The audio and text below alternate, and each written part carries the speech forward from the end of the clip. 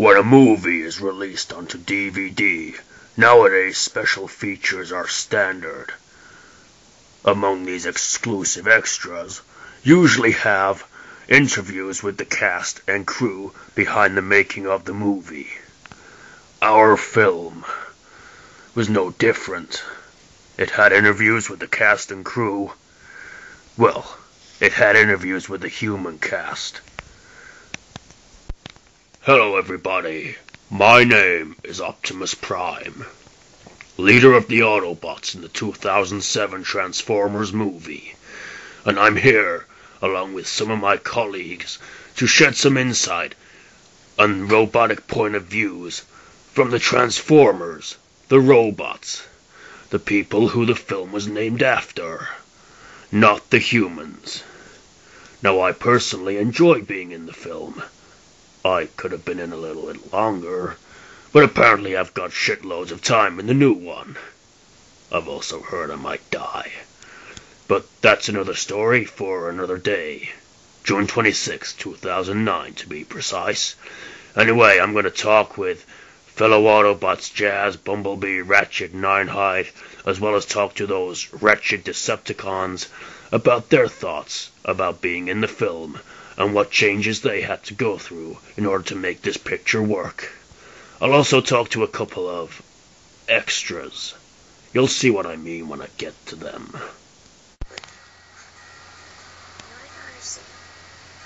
Why if he's supposed to be like this super advanced robot, does he transform back into this piece of crap? Come here. Oh, see, no, that doesn't work. See? Great, now. See? Fantastic. Now you pissed him off. That car is sensitive. I mean, $4,000 just drove off.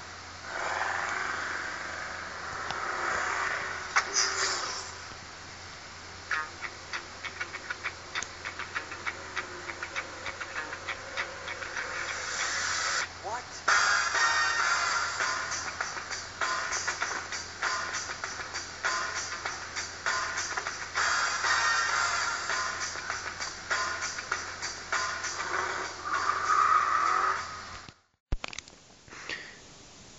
Well, my name is Bumblebee, and for this film they gave me a stupid British accent, which you don't hear much of, but in the Transformers The Beginning, which is on the DVD in other versions, you hear me talk like this a lot.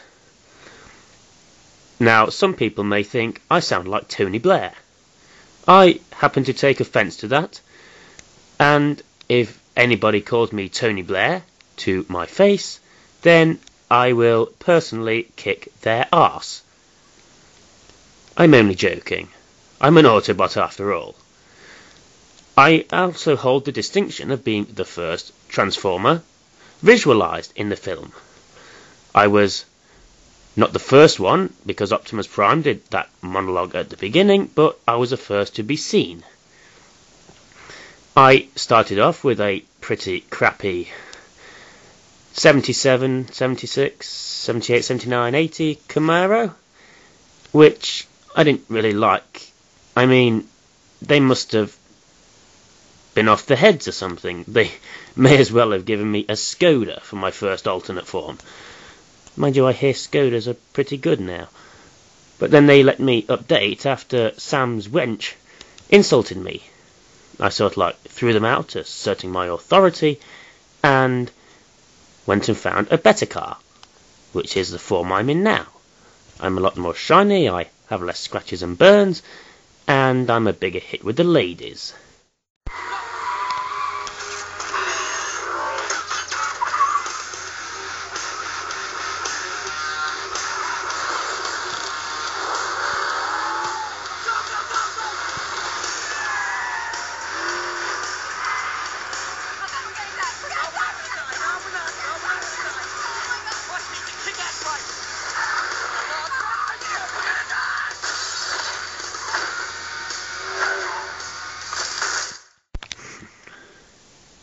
I also end up having a rather spiffing chase with this fellow here, Barricade.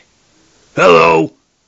Now, this chase would not have looked out of place on a film like The Fast and the Furious, for example. It was that good. Yeah, it was great.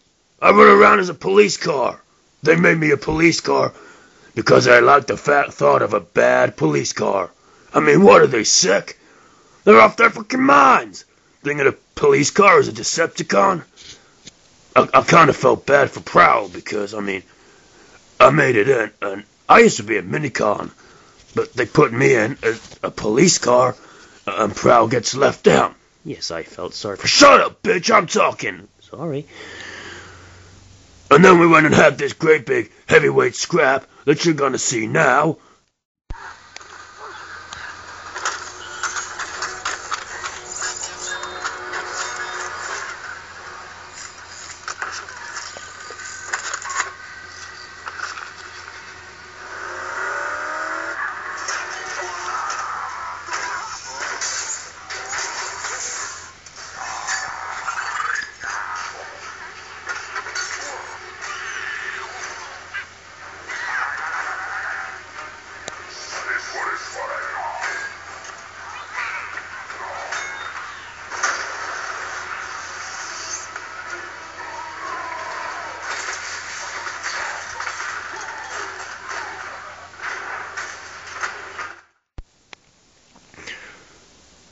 I mean, that could have main evented Starcade.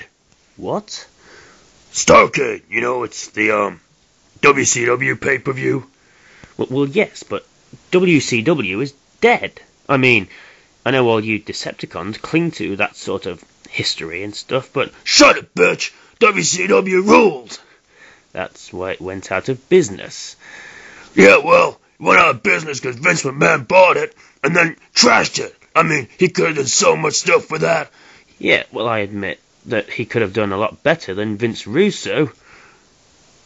Yeah, you got me there. So those are just some of the thoughts from a couple of the Transformers that were in the movie. Yeah, we're finally getting our say. In part 2, we'll talk with Ironhide, Ratchet, maybe Jazz, and a couple others. May even have to do a third part. What do you think? I mean, will we have to do a third part? There's quite a lot of ground to cover here, and we're like already over schedule. Huh? Okay.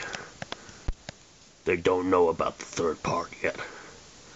There might be one, but definitely part 2, where we'll talk with those guys I've just mentioned before. See you then.